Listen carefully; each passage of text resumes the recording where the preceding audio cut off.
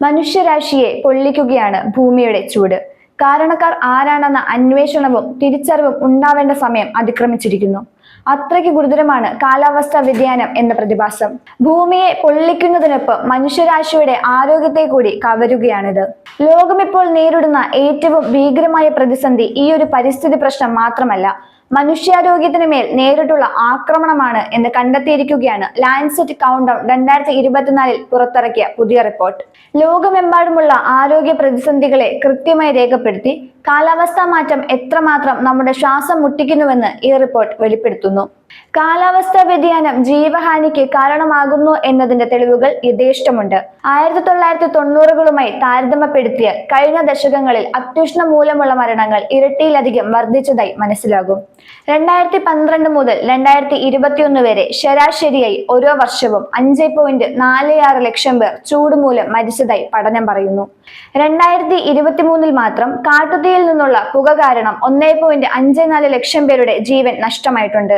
ഈ കണക്കുകൾ സൂചിപ്പിക്കുന്നത് ഇതുവരെ രേഖപ്പെടുത്തിയിട്ടുള്ള കണക്കുകളിൽ ഏറ്റവും ഉയർന്നവയാണ് ഇവയെന്നാണ്. ചൂട്, ദുഷിച്ച വായു, വരൾച്ച, പ്രളയം എന്നിവ ഉണ്ടാകുമ്പോൾ തന്നെ മനുഷ്യ ശരീരത്തിന്റെ സ്വാഭാവിക പ്രതിരോധ ശേഷി തകരുമെന്നത് തെളിയിക്കപ്പെട്ടിട്ടുള്ള കാര്യമാണ്. ഹൃദ്രോഗം, ശ്വാസകോശ രോഗം, മാനസികാരോഗ്യ പ്രശ്നങ്ങൾ എന്നിവയിലും വലിയ വർധനവ് രേഖപ്പെടുത്തിയിട്ടുണ്ട്. ഫോസിൽ ഇന്ധനങ്ങളിൽ നിന്നുള്ള വായു മലിനീകരണം കൊണ്ട് മാത്രം 2022 25 ലക്ഷം മരണങ്ങൾ സംഭവിച്ചിട്ടുണ്ടെന്ന് പഠനം പറയുന്നു. ഈ സാഹചര്യത്തിലും അപകടം തിരിച്ചറിയാൻ മടിക്കുന്ന ലോക രാജ്യങ്ങളിലെ സർക്കാരുകൾ 2023 $950 മില്യൺ ഫോസിൽ ഇന്ധനങ്ങൾക്ക് സബ്സിഡിയായി ചെലവഴിക്കുകയാണ്. മനുഷ്യരാശിയെ ക്രൂരമായി ബാധിക്കുന്ന തീരുമാനങ്ങളാണ് തെരഞ്ഞെടുക്കപ്പെട്ടതും അല്ലാത്തതുമായ സർക്കാരുകൾ എടുക്കുന്നത് എന്ന് വ്യക്തം. Russia, Iran, Japan, Germany, Saudi Arabia, China തുടങ്ങിയ 6 രാജ്യങ്ങളാണ് ഇതിൽ മുന്നിലുള്ളത്. 2022 ഇതേ സബ്സിഡി $1.4 ട്രില്യൺ ആയിരുന്നു. റഷ്യയുടെ യുക്രൈൻ ആക്രമണത്തെ തുടർന്ന് ഊർജ മൂല്യങ്ങളിൽ ഉണ്ടായ വർധനവാവണം ഇതിന് പിന്നിൽ എന്നാണ് അനുമാനം. ഇത് ശരിക്കും ആത്മഹത്യാപരമായ നയങ്ങൾ ആണെന്നാണ് ലാൻസെറ്റ് പഠനം ഉറക്കെ പറയുന്നത്. എങ്കിലും ആരും ശ്രദ്ധിക്കുന്നില്ല എന്നത് ഏറ്റവും പരിതാപകരമായ അവസ്ഥ. മനുഷ്യരാശിയുടെ ചരിത്രത്തിലെ ഏറ്റവും ചൂടേറിയ വർഷമായി രേഖപ്പെടുത്തിയിരിക്കുന്നത് 2024-നെയാണ്. വ്യവസായ വിപ്ലവ കാലത്തേക്കാൾ 1.5 ഡിഗ്രി സെൽഷ്യസ് അധികം ചൂട് രേഖപ്പെടുത്തിയതോടെ ഭൂമിയുടെ സന്തുലിതാവസ്ഥ തകരുകയാണെന്ന് ആരും തന്നെ തിരിച്ചറിയുന്നില്ല. കൊടും ചൂട്, ഭക്ഷ്യക്ഷാമം, രോഗവ്യാപനം, കുടിയൊഴിപ്പ് തുടങ്ങിയ ഭീകരമായ പ്രത്യാഘാതങ്ങൾക്കുള്ള വഴിയാണ് ഇതിലൂടെ അണിയറയിൽ ഒരുങ്ങിക്കൊണ്ടിരിക്കുന്നത്.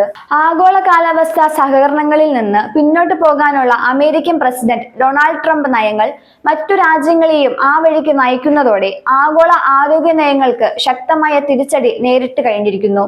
അർത്ഥവത്തായ കാലാവസ്ഥാ പ്രവർത്തനങ്ങൾ നടപ്പാക്കുന്നതാണ് ഇപ്പോൾ അത്യാവശ്യമായി ചെയ്യേണ്ടതെന്ന് പഠനം പറയുന്നു. അതുണ്ടായില്ലെങ്കിൽ മനുഷ്യരാശിയുടെ നിലനിൽപ്പ് തന്നെ അപകടത്തിലായേക്കാം.